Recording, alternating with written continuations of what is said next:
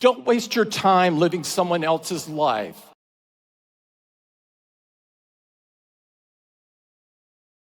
周りに合わせているうちに自分の輪郭がぼやけていませんか？ 2019年、シリコンバレーの中心、スタンフォード大学。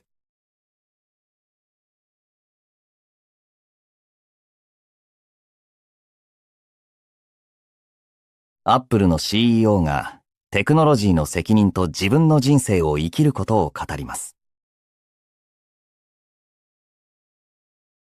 2019年6月16日、ティム・クックのスピーチです。It magnifies who we are, the good and the bad. Our problems in technology, in politics, wherever, are human problems. From the Garden of Eden to today, it's our humanity that got us into this mess, and it's our humanity that's going to have to get us out.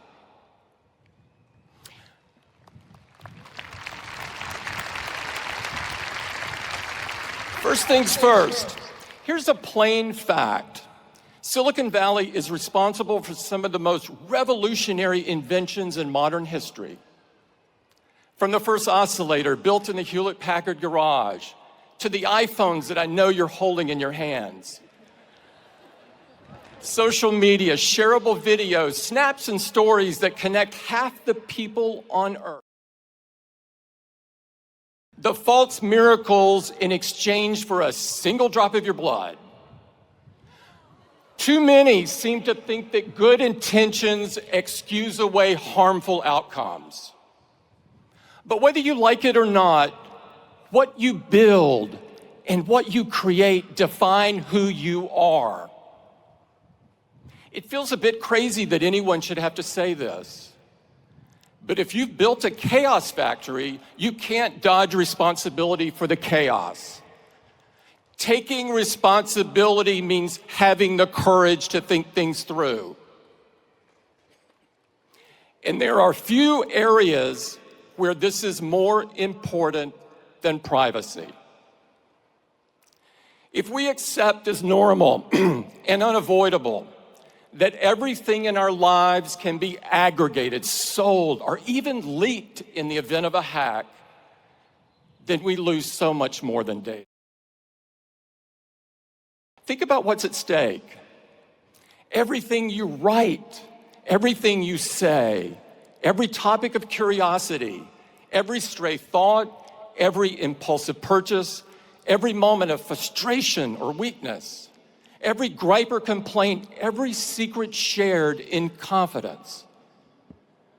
In a world without digital privacy, even if you have done nothing wrong other than think differently, you begin to censor yourself. Not entirely at first, just a little, bit by bit. To risk less, to hope less, to imagine less, to dare less, to create less, to try less, to talk less, to think less. The chilling effect of digital surveillance is profound, and it touches everything.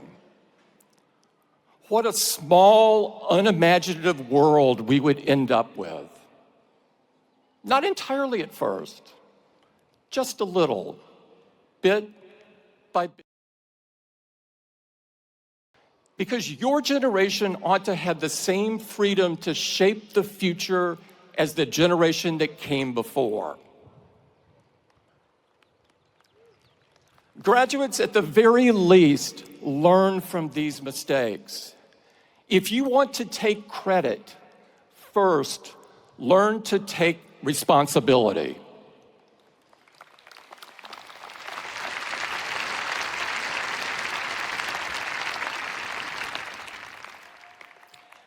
Now, a lot of you, the vast majority, won't find yourselves in tech at all. That's as it should be. We need your minds at work far and wide. That brings me to my last bit of advice. 14 years ago, Steve stood on this stage and told your predecessors, your time is limited, so don't waste it living someone else's life. Here's my corollary. Your mentors may leave you prepared, but they can't leave you ready. When Steve got sick, I had hardwired my thinking to the belief that he would get better. But I could sense their expectations. When the dust settled, all I knew was that I was going to have to be the best version of myself that I could be. I knew that if you got out of bed every morning and set your watch by what other people expect or demand, it'd drive you crazy. So what was true then is true now. Don't waste your time living someone else's life. Don't try to emulate the people who came before you to the exclusion of everything else, contorting into a shape that doesn't fit. It takes too much mental effort that should be dedicated to creating and building. You'll waste precious time trying to rewire your every thought, and in the meantime, you won't be fooling anyone. Find your vision on the solitary road. Don't get distracted. There are too many people who want credit without responsibility. Too many who show up for the ribbon cutting without building anything worth a damn. Be different. Leave something worthy.